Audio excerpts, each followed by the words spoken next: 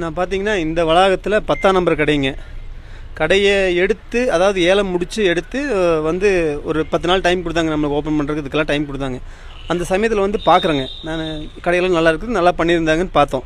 நான் எடுத்து அப்படியே கடை வச்சுக்கிறேங்க, அதாவது இந்த பள்ளிவாசலோட கடை வச்சுக்கிறோம். சரி, அங்கேருந்தே நான் அந்த பில்டிங் கட்டுறதெல்லாம் பார்த்துட்டு தான் இருந்தேன். பெருசாக க்யூரிங்கெல்லாம் ஒன்றும் பெருசாக பண்ணலைங்க. பட் இருந்தாலும் ஓப்பன் பண்ணதுக்கப்புறம், கடையில் ஓப்பன் பண்ணதுக்கப்புறம் ஏலத்தொகையும் ஜாஸ்தியாக தான் போச்சு. அதுவும் கஷ்டம்தாங்க. இப்போ நீங்கள் ஒரு நிமிஷம் வர்றீங்களா, காமிக்கிறேன் உங்களுக்கு, வாங்க. இந்த இடத்த பார்த்தீங்கன்னா அதாவது ஒன்றுமே பண்ண வேண்டியது, சாதாரண நம்ம கை விரல் வச்சுங்க இப்படி எடுத்தோம்னா பாருங்கள், எம்சாண்ட் எப்படி வருது பாருங்கள். சிமெண்ட் போடல. ரெண்டாவது பாருங்கள், செங்கல், அதாவது தேவையில்லாத பொருட்களெல்லாம் போட்டு கலந்து காங்கிரீட்டை போட்டு விட்டாங்க. அவங்களுக்கு இந்த காங்கிரீட் நடக்கணும், அவ்வளோதான். இந்த பில்டிங் வேலையை முடிக்கணும் அப்படிங்கிற ஒரே நோக்கத்துக்காக அவங்க என்னென்ன போட்டு கட்டினா